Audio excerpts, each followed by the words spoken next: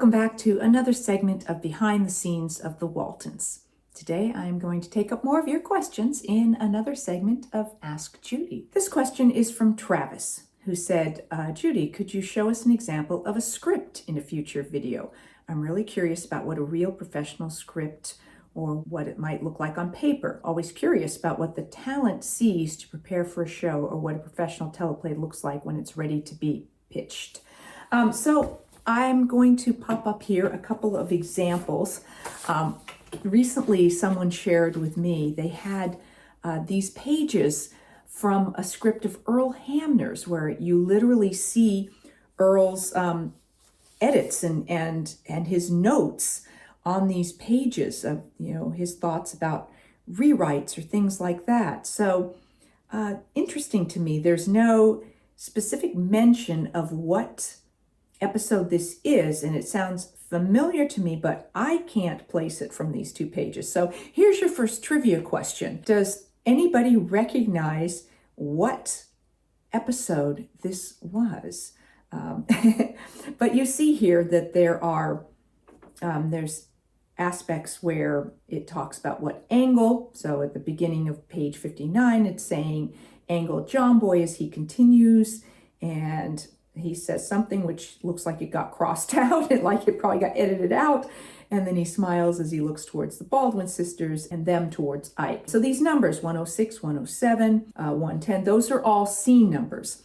So when it's broken down to be filmed, each one of these has a location, and each one of these is either its own scene or a different shot. In addition, I have a copy here, my copy of the script from the wedding. Let me see what we've got here that would give you a little bit of an idea. So here at the beginning, this is your first page. It talks about here, Act 1, so fade in, Scene 1 is the exterior of Waltons Mountain. So first of all, it always says where a scene takes place, whether it's an exterior or an interior. So EXT is exterior, Waltons Mountain, and then whether it's day or night. So in this case, it's night. The moon has come over the mountain, so there'll be a little bit of a description about something that's going on, and then we hear that narration. On Waltons Mountain, our family ties were strengthened by hardship. Then the next thing is Scene 2, the exterior Walton house, night, and standing in a flood of moonlight, a light burns in John Boy's room and another glows dimly downstairs. So this sets up what it is that's going to be shot. So then there's some dialogue there. I will have that information and know that the only thing I'm going to say in this particular scene is, let's go tell them.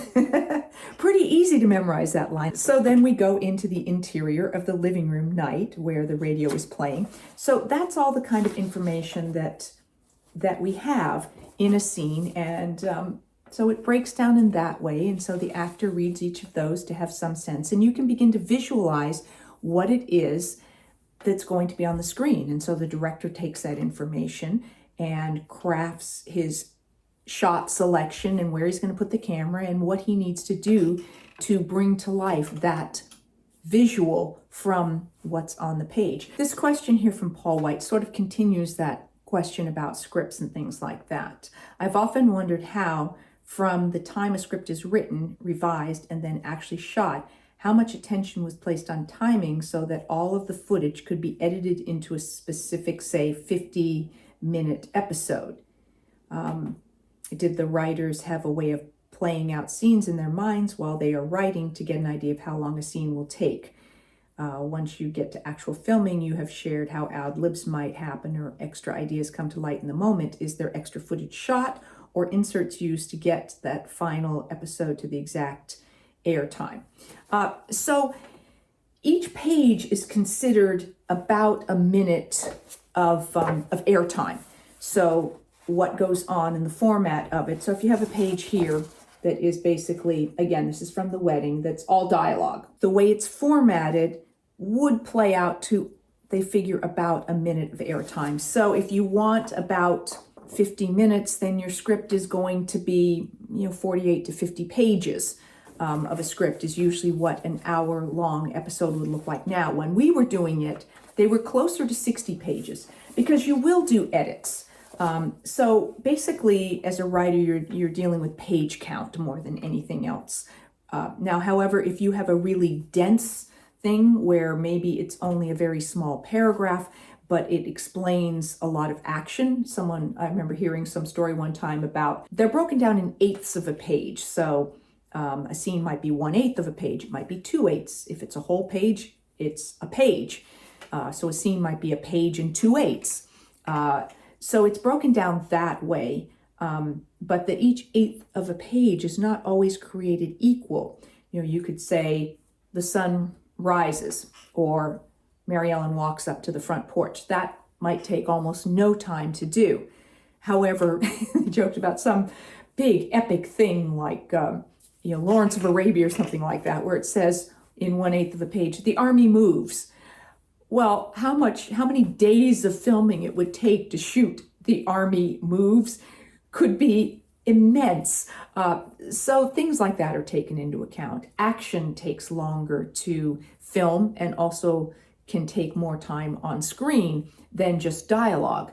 And all lines are not the same. Sometimes it's all a very brief exchange of a few words for each character as opposed to big speeches.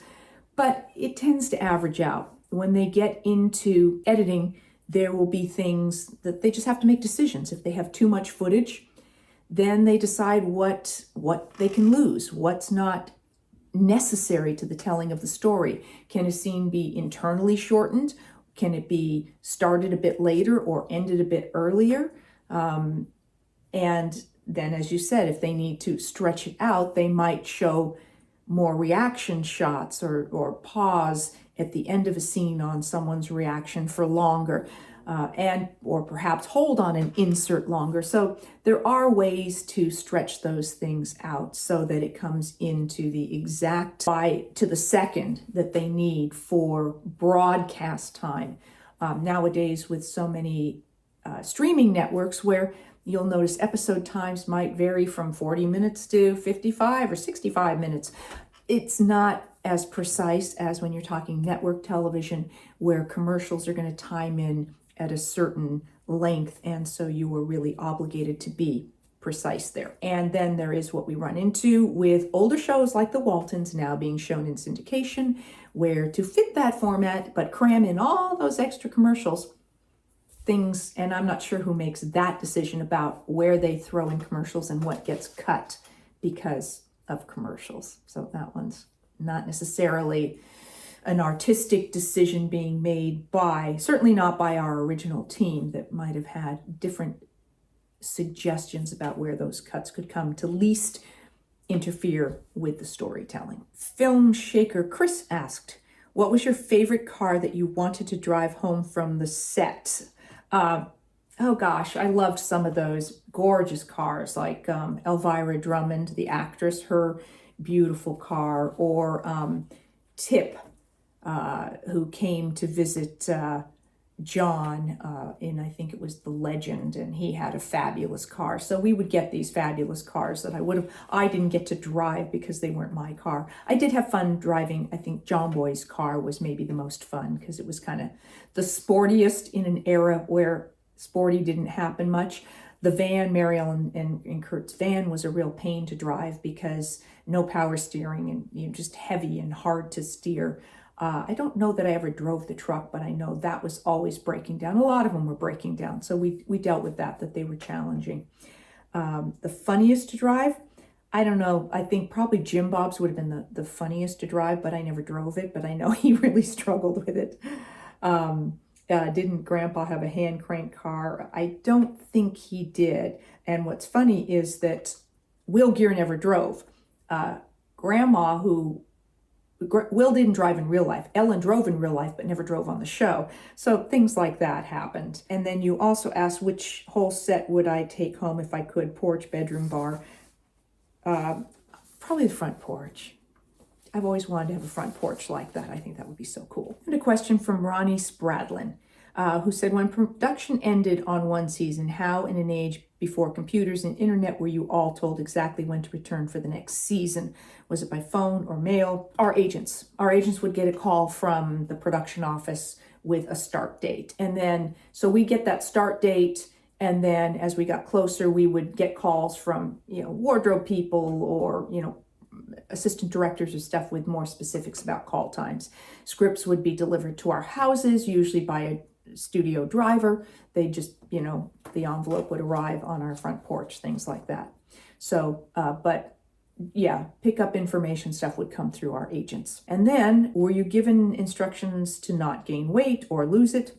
No, never heard that. And particularly as young people, because we were growing, we were getting taller and all of that, which is why wardrobe would want to talk to us right before the season started, so they could make sure that wardrobe fit everybody, that you hadn't outgrown it all in the 3 months since we had been there. But wardrobe was being updated throughout the season as some of the kids grew or tore through clothes, things like that. But because it was a depression initially, they didn't want to change clothes too often because we didn't want it to look like the Waltons had enough money to be getting new clothes all the time. So all of those things were factored in. You saw early on that Cammie, Elizabeth's dresses got shorter and shorter because she was growing, but they weren't giving her new dresses. So all of a sudden she was wearing little mini dresses until they finally got her some that were a little longer. And then, not to get your hair cut, probably not as much as we should have. I always had the sense that we were supposed to check in and stuff. Early on in early seasons, I don't think that it occurred to me to get anything drastic done with my hair. As we've talked about in later seasons, they let us get away with a lot. So I think there maybe should have been some mandates to not do anything with your hair. You couldn't get haircuts or do anything during the filming of an episode because of continuity. So anything that was going to be done was done between episodes. And often with the boys, literally the hairdresser on the set would give the boys haircuts, so between episodes, so that they could be trimmed up as needed. Was there ever a time that on stage was the wall between the porch and living room removed to shoot? I don't remember. That was a pretty supporting wall, and because so I don't remember us ever pulling that wall out, but I could just be a faulty memory from 40 or 50 years ago. So don't quote me on that. Thank you for joining me for this segment of Ask Judy. I will be back with more behind the scenes of the Waltons, more Ask Judy. If you have questions, put them in the comments below. And if you're enjoying these, please do hit like and subscribe. Thanks for watching.